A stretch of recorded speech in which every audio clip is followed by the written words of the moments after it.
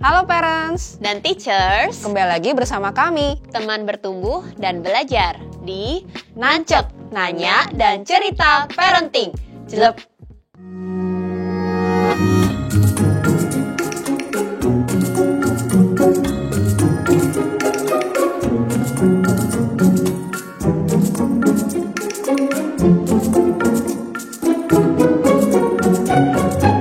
Halo Bella.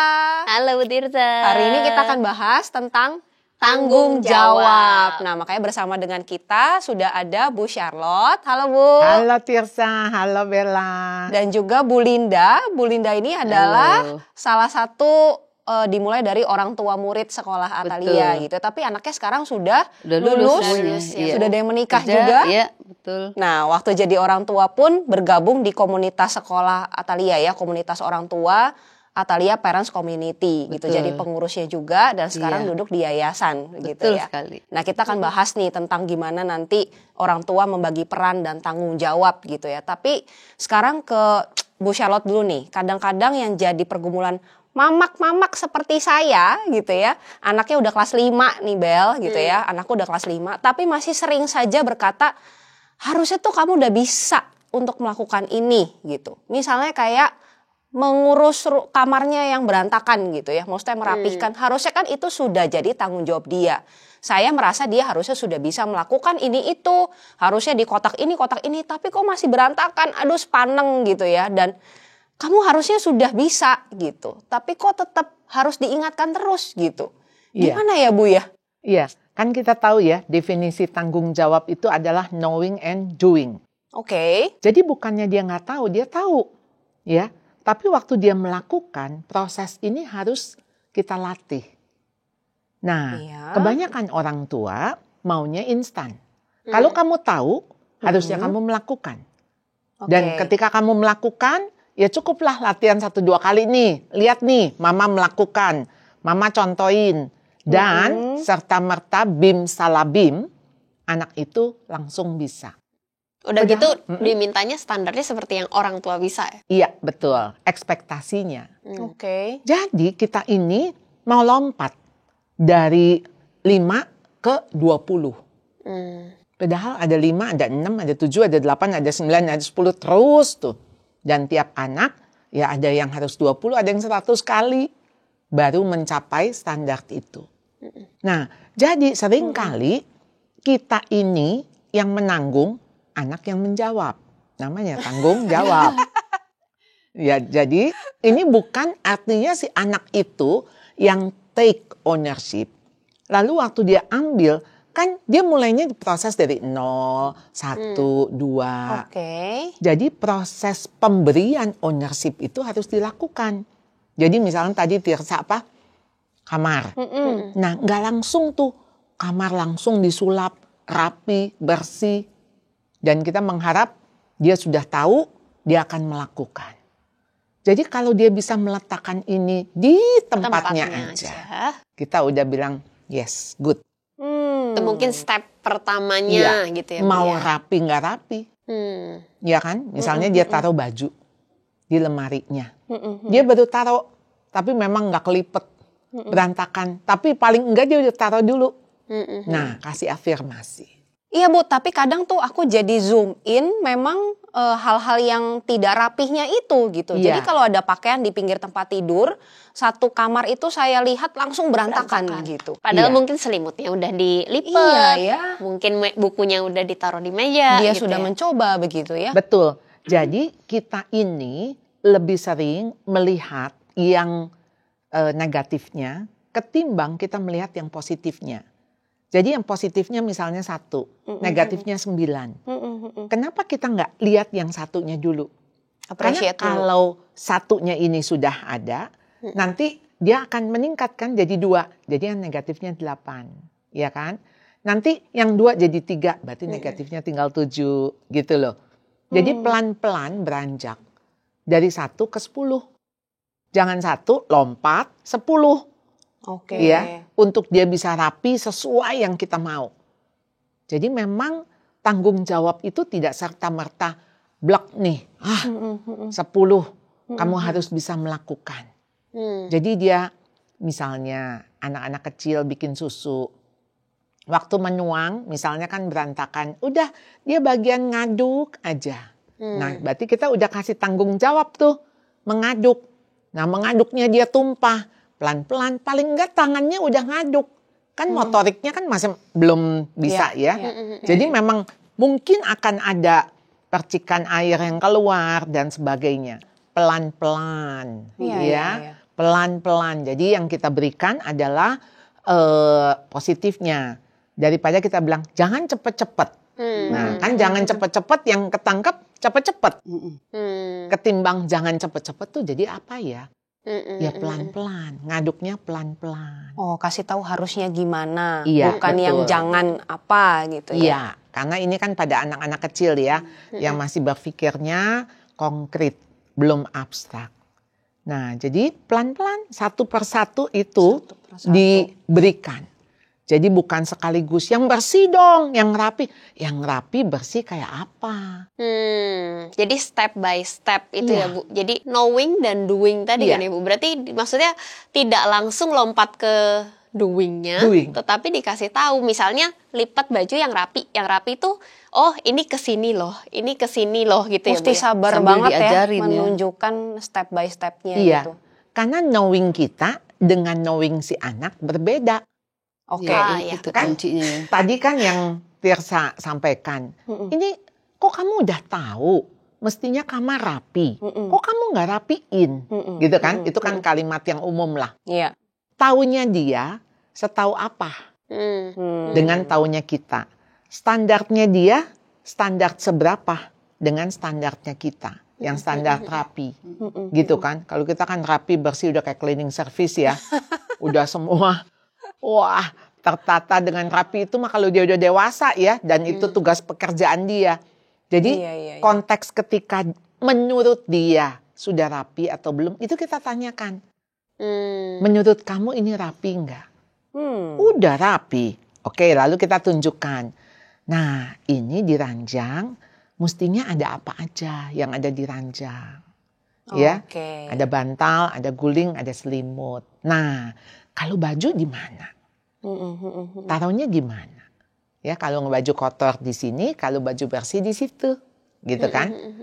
Pelan-pelan. Jadi ada step by step. Dan mungkin saya jadi dapat ide kecil-kecil kayak tadi Bu Linda bilang ya. Maksudnya bisa jadi dibikin proyek-proyek kecil. Jadi minggu ini kita fokusnya ke meja dulu gitu ya. Yang ini agak kita singkirkan. Tutup mata dulu lah gitu ya. Terus nanti kalau dia memang sudah dalam minggu ini bikin games tantangan gitu ya. Lalu berikutnya, karena tanggung jawab itu harusnya jadi menyenangkan kan ya Bu ya? Iya. Maksudnya karena gini, kan tanggung jawab sangat berkaitan dengan peran.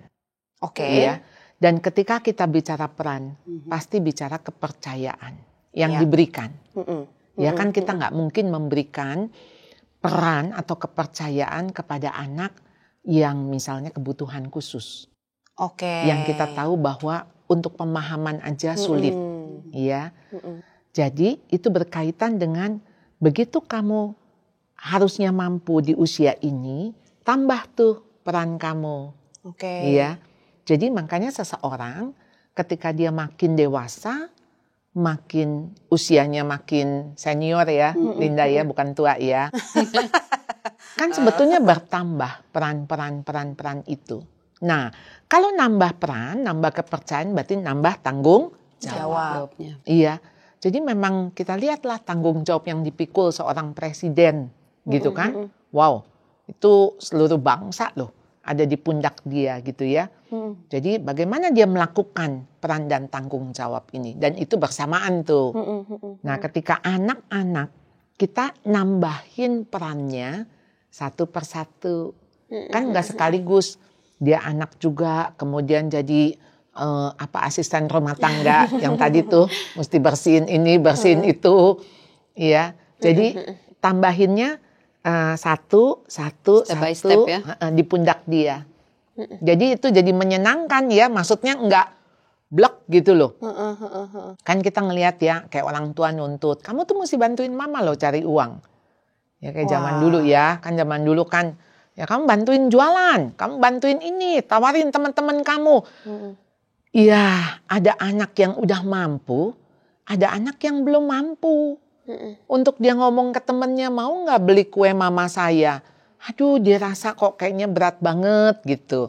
Nah, sementara ada anak yang, kamu mau nggak kue mama saya enak loh. Emang jiwanya marketing ya. It born to be. Born to be marketing. Iya. Tapi peran itu menyenangkan buat dia kan, Bu Linda. Iya. Tapi buat anak tertentu, ya ampun dia harus beban banget. Beban banget untuk bisa mengucapkan itu gitu ya. Iya. Ya, kira-kira begitu sih.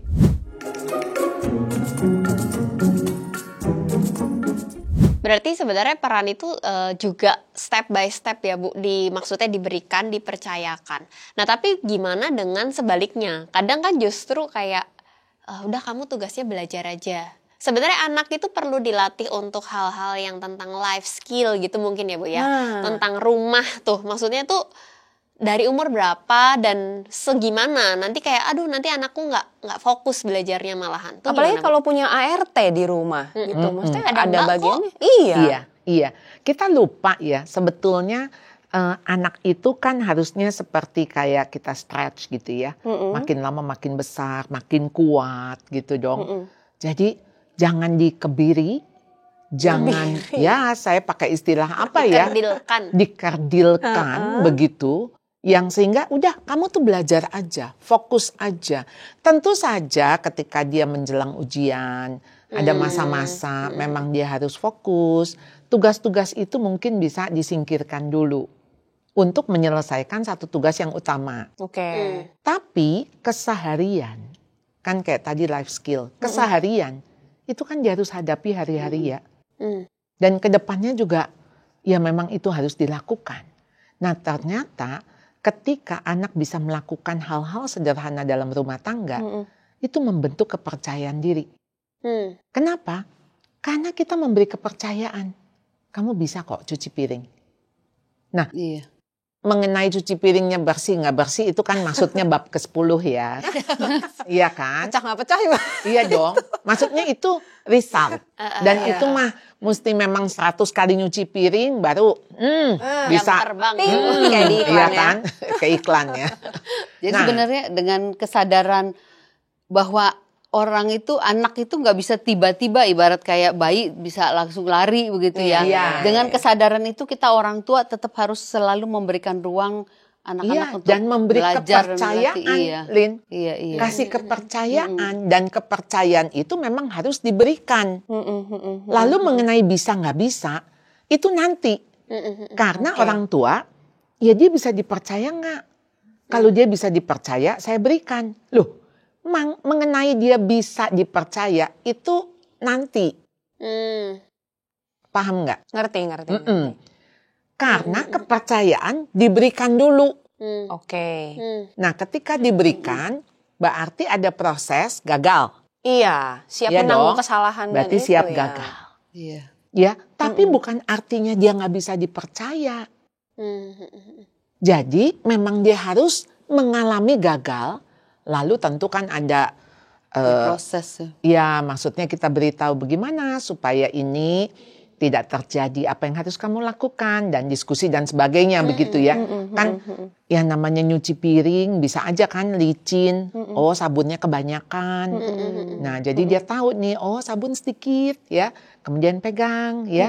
Kemudian kalau berat, kamu taruh dulu, ambil dulu yang ringan ya. Nah, sehingga pelan-pelan dan sebagainya itu menjadi proses yang tambah lama tambah terampil. Dan kalau sudah terampil pasti kepercayaan penuh kita akan berikan. Jadi kepercayaan diberikan bukan juga 100%. Wah, kamu pasti bisa.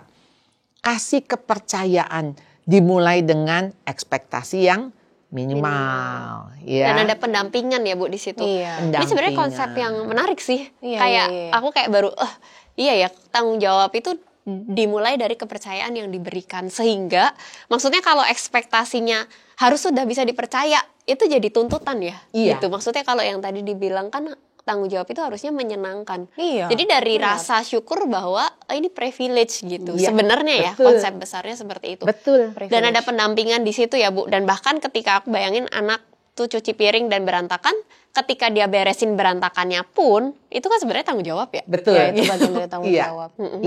Iya. Dan dia maksudnya nggak, ya udah, aku nggak mau cuci piring lagi, gitu kan? Bisa aja kan, misalnya ketika, aduh, kamu pecahin, misalnya ya orang tua, ya namanya reaksi macam-macam kan, gitu ya. Lalu ya udah, kan emang aku nggak bisa. Jadi jangan suruh aku lagi cuci piring, gitu. Nah, di sini juga peran orang tua ketika menunjukkan it's okay. Mama juga dulu pecahin piring. Mama juga dulu nggak bisa kok cuci piring. Jadi harus ditunjukkan bahwa kita mulai dari tidak bisa untuk menjadi bisa. Dan tidak bisa menjadi bisa tuh prosesnya panjang.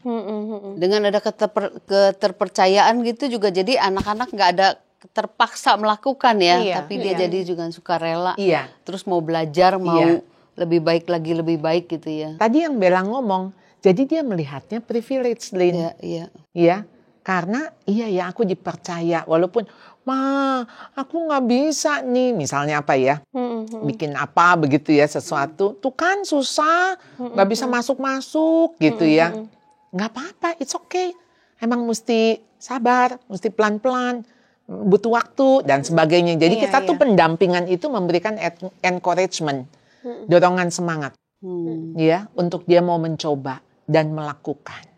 Dan waktu dia mau melakukannya saja sudah cukup. Maksudnya yang tadi ya, cuci piring. Dia mau cuci piring tuh udah cukup. Jadi bukan sampai bersih. Ya itu next step-nya ya, maka udah setahun. Lebih kata mau mencoba gitu ya Bu ya. Iya, itu langkah. Iya, langkah Pertama awal memberi kepercayaan itu. Iya, jadi refleksi juga ya, maksudnya ternyata jadi orang tua yang kadang bilang bahwa anakku tuh kok nggak percaya diri ya. Jangan-jangan kita sendiri yang mengkerdilkan itu ya dari awal gitu. Maksudnya kadang-kadang dikit-dikit, ya elah emang udah pecah, udah nggak bersih, udah mama aja gitu. Iya. Kadang-kadang mengambil alih aku take over gitu. Karena kita pikir tuh anak nggak bisa. Dan kalau nggak bisa dipercaya. Iya, sama dengan tuh Bu. Iya, kadang-kadang. sama. Padahal ya prosesnya bukan begitu gitu ya. Kalau Bu Linda ada pengalaman nggak Bu gimana ngajarin anak tanggung jawab? Yang aku dengar kan soalnya anak-anak Bu Linda ini termasuk yang diberikan tanggung jawab yang besar ya. Ketika masa SMA gitu ya, organisasi gitu ya Bu. Saya bersyukur banget. Dari awal anak-anak bisa bersekolah di Atalia. Ya waktu baru masuk saya sendiri juga sebagai orang tua tentunya kewalahan bagaimana menghandle anak. Tapi dengan anak-anak sekolah di Atalia ada parenting dan saya bisa belajar, itu sangat menolong. Tentunya kita tahu ya sebagai orang tua kan kita begitu punya anak otomatis kita langsung dapat gelar orang tua. Jadi memang kita harus belajar untuk boleh bisa mendidik anak-anak dengan baik. Nah disinilah di Atalia inilah saya ya pelan-pelan dibentuk ya jatuh bangun ya dengan dua anak yang berbeda sifat dan temperamen. Tapi ya tentunya dengan pertolongan Ibu Charlotte, maksud saya sering sharing begitu. Jadi itu sangat menolong.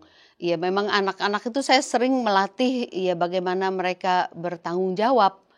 Ya contohnya kayak ada sekali si Vivin pernah diminta untuk jadi ikut dalam NCO. NCO tuh adalah NCO itu jadi leader di BB. Boys Brigade seperti kepanduan Kristen. Iya di kepanduan gitu ya, kayak begitu. gitu ya. Iya dia sempat ragu. Aduh apakah bisa begitu. Jadi ya saya sampaikan bahwa kalau guru-guru sekolah sudah memilih artinya mereka melihat ada sesuatu di Vivin, saya bilang. Jadi artinya Vivin punya kemampuan untuk itu. Jadi kalau sudah dipilih, dikasih kepercayaan, artinya harus bertanggung jawab, lakukanlah yang terbaik. Seperti itu. Jadi ya mereka setiap kali dipilih melakukan sesuatu, mereka akan dengan serius mengerjakannya. Karena tahu itu privilege tadi. Jadi dikasih tanggung jawab, mereka harus melakukan dengan tuntas. Saya kan ngelihat anak-anak kamu tuh yang apa ya, punya tanggung jawab dan peran yang luar biasa ya. Jadi ketua ini gitu ya, jadi pemimpin ini gitu ya. Jadi leadership-nya berkembang. Jadi ternyata ketika kepercayaan, walaupun kecil kita berikan, ternyata untuk sebuah kepercayaan yang besar. Yang sampai akhir hidupnya kan kita semua melakukan berbagai kepercayaan yang diberikan dengan peran-peran ya. Jadi Linda lihat nggak dengan sekarang anak-anak kan maksudnya di dalam karir, di dalam pekerjaan, iya kan? Iya, dampaknya gimana ya? Dampaknya gimana tuh Bu? Ketika mengajarkan itu, terus ngelihat dampaknya sekarang ketika mereka udah kerja, udah menikah gitu. Dampaknya paling pertama waktu saya mengirim anak-anak keluar, saya lebih siap. Karena saya tahu anak-anak saya bisa dipercaya, bisa bertanggung jawab, sehingga saya cukup berani melepas mereka untuk keluar. Dan ya mereka cukup membuktikan, maksudnya memang saya tidak memberikan ekspektasi yang banyak selama mereka di luar, tapi mereka cukup membuktikan di dalam belajar, mereka beraktivitas. Ternyata waktu di kampus itu orang-orang surprise aja ya, bisa melihat begitu. Kan mereka juga termasuk baru, bisa melihat, bisa tiba-tiba diajak untuk masuk ke pengurusan, terus sempat dikasih tanggung jawab melakukan tugas acara-acara besar begitu. Jadi ya saya surprise aja, orang-orang tuh bisa otomatis melihat tanpa mereka ngomong-ngomong dulu atau melakukan hal dulu begitu. Saya surprise waktu dia masuk di foundation, baru 1 bulan pertama dia yang dari segitu banyak overseas student ya, dia yang diminta jadi school ambassador. Iya. Saya lagi bilang, kok bisa ya? Jessie juga nggak tahu, Mi, katanya begitu. Waktu dia mulai kerja, ya saya kira nggak cuman dari rumah aja ya, di sekolah juga tentunya banyak melatih mereka ya. Jadi kayak Jessie waktu mulai bekerja, tahun pertama dia masuk, tiba-tiba pandemi. Kebetulan dia kerja di bagian online learning begitu. Jadi waktu dia baru masuk kan dia dikasih tanggung jawabnya kecil. Tapi begitu pandemi terjadi, dari berbagai negara mau memakai produk Kemi, produknya yang tempat dia bekerja begitu. Nah, si Jessie langsung secara otomatis bersedia membantu rekan-rekannya, karena kan itu company-nya kan tadinya kecil. Jadi bersedia membantu. Jadi teman-teman sangat merasa, rekan-rekannya bilang mereka sangat terbantu dengan Jessie langsung ikut bergerak begitu. Jadi langsung bosnya juga langsung kasih kepercayaan ke dia untuk lebih banyak lagi. Dan saya cuma melihat Tuhan, bagaimana cara Tuhan bisa menolong anak-anak itu luar biasa ya. Begitu. Jadi ingat ayat itu ya, maksudnya setia dalam perkara kecil maka Tuhan akan berikan, memberi lagi kepercayaan besar, dan yang lebih besar. Dan berarti ada kesadaran tadi ya Bu, maksudnya ketika saya bertanggung jawab karena saya menyadari peran saya siapa, dan itu sebenarnya yang lebih besar adalah peran saya di hadapan Tuhan gitu. Sehingga maksudnya kalau tadi cerita nggak hanya apa yang ditugaskan gitu, tetapi kesadaran saya ini apa ya perannya di sini, apa yang bisa saya lakukan gitu ya untuk kebaikan komunitas, untuk kebaikan bersama. Maksudnya aku juga ngelihat itu di figur Bu Linda gitu. Maksudnya dari orang tua yang akhirnya mau melayani gitu, mau ayo aku juga gimana Bu tadi dapat dibentuk di sini gitu ya Bu ya. Iya, saya merasa di sekolah ini, di sekolah Atalia, saya sendiri ikut belajar, ikut dibentuk. Dan saya sudah dapat pemahaman bahwa ternyata setiap orang tua ya memang harus belajar begitu. Jadi saya dengan sukarela, dengan senang hati untuk mau terus melayani di parents community, di EPC kan kita banyak waktu lalu kita mengadakan seminar-seminar. Nah jadi saya sangat mendukung dan saya sangat mendorong banyak orang tua untuk ayo belajar, karena kita memang butuh belajar. Kita nih orang tua, kalau kita nggak belajar, kita pakai cara-cara lama, cara didik orang tua. Memang belum tentu salah ya, cuman kan kita dengan belajar tentunya kita bisa mendidik dengan lebih baik gitu. Dan waktu belajar pun Bu Linda juga mengajar. Iya. Jadi apa yang sudah didapat diberikan lagi gitu ya. Nah ini juga dalam bentuk tanggung jawab itu. Jadi penata layan. Iya. Apapun yang kita miliki, apapun yang dipercayakan kepada kita harus kembalikan lagi, kita harus salurkan lagi, kita harus pakai lagi begitu. Stewardship itu ya Bu ya. Iya. Dan anak-anak surprisingly mereka juga sangat mendukung saya untuk ikut pelayanan di EPC, Wow. di yayasan. Bahkan waktu pertama kali saya di-approach untuk masuk di yayasan, saya sempat khawatir, bisa nggak saya begitu. Nah, anak-anak justru yang mendukung, karena mereka sendiri merasa mereka juga dibentuk di sekolah ini, dan maminya juga dibentuk di sekolah Atalia ini. Jadi mami ikut malah menyarankan saya untuk ikut melayani di sini begitu. Berarti Jadi anak juga melihat ada Iya. perubahan dan ada iya. sesuatu yang baik gitu ya, Iya, yang iya. anak-anak rasakan. Iya. Sehingga kenapa memberikan dorongan semangat itu Iya. kepada Jadi maminya. teladan juga. Saya gitu sangat ya. didukung, iya. Iya, berarti kan anak-anak memberikan waktu yang harusnya maminya bisa Nah itu. Di rumah. di rumah atau dengan si anak, tapi untuk melayani orang lain, Iya. gitu ya.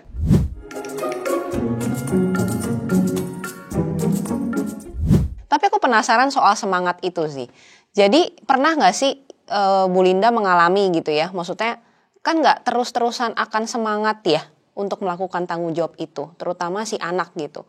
Apakah ibu ketika pernah mendapati misalnya si anak itu merasa malas dan terbeban gitu ya, atau capek lah atau apa, lalu Bu Linda saklek tetap ya memang harus tanggung jawabnya dilakukan sampai tuntas gitu.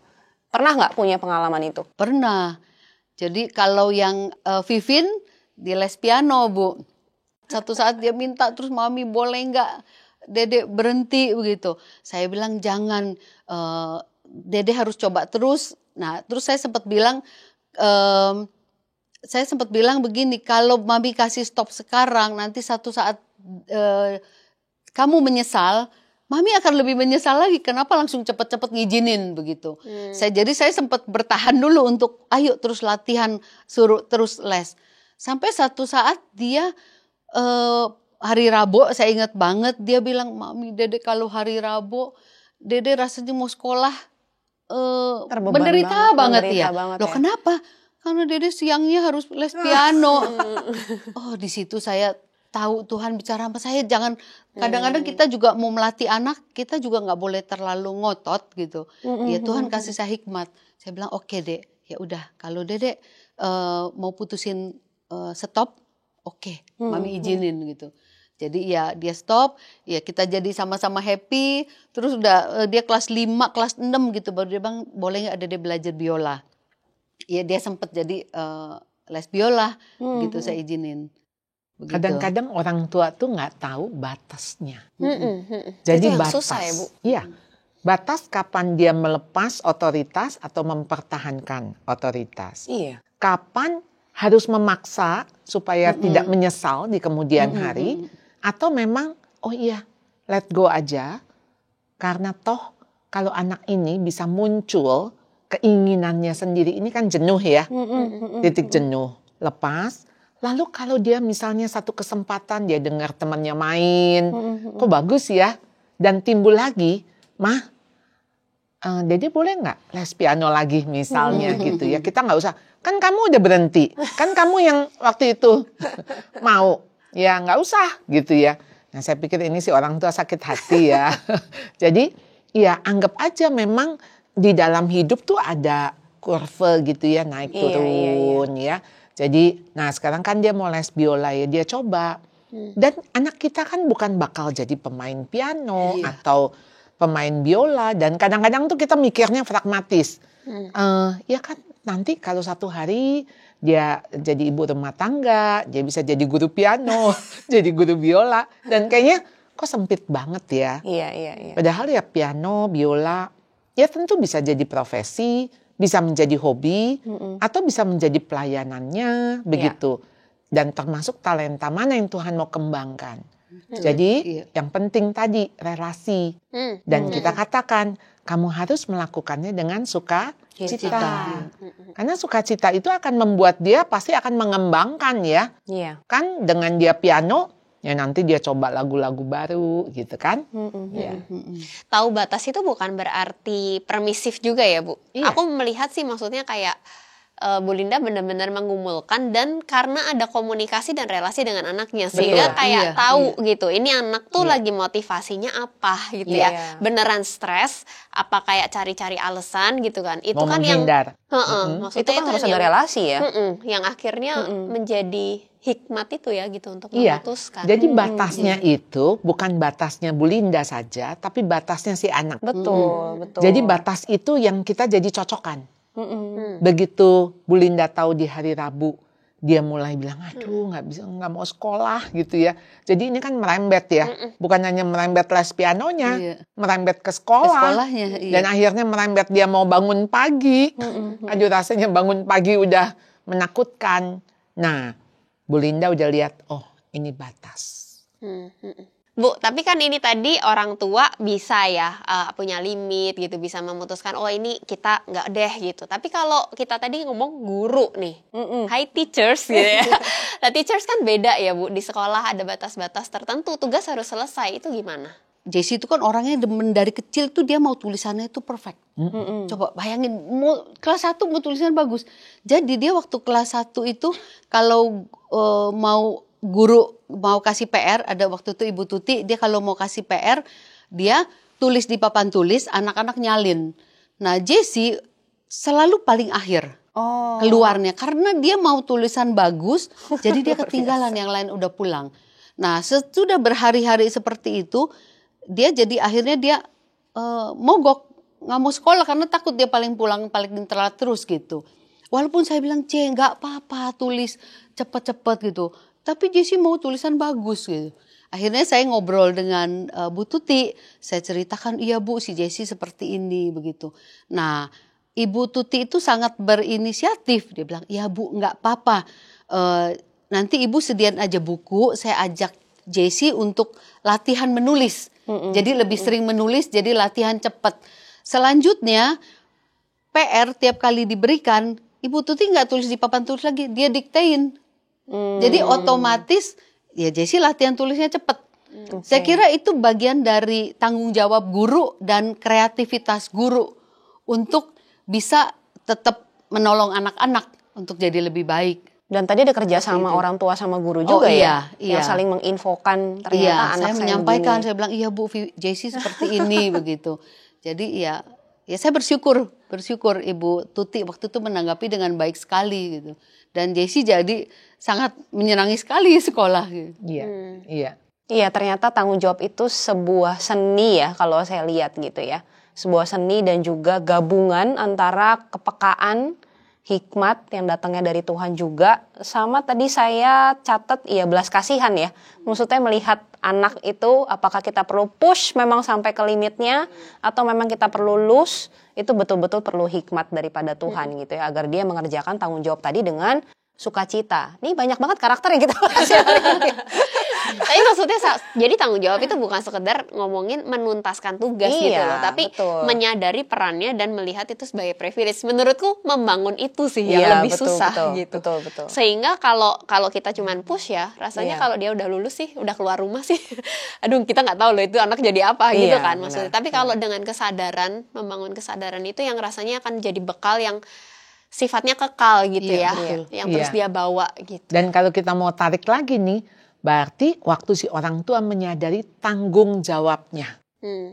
Jadi bukan sekedar hanya untuk menuntaskan, kamu tuh bisa ini, bisa itu. Bukan.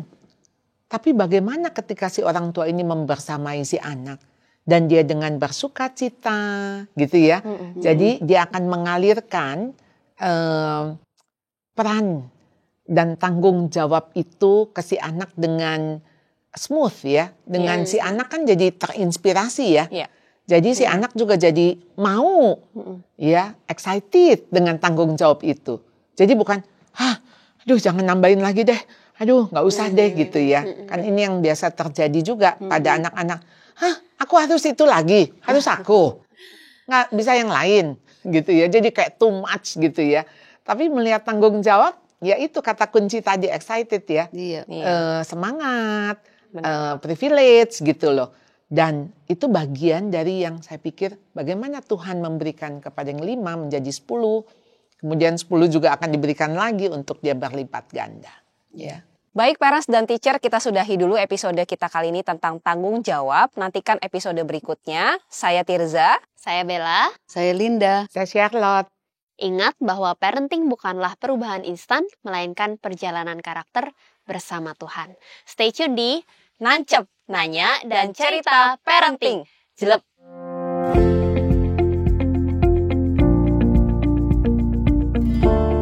Dapatkan buku Learning to Learn by Charlotte Priyakna di marketplace pilihan Anda.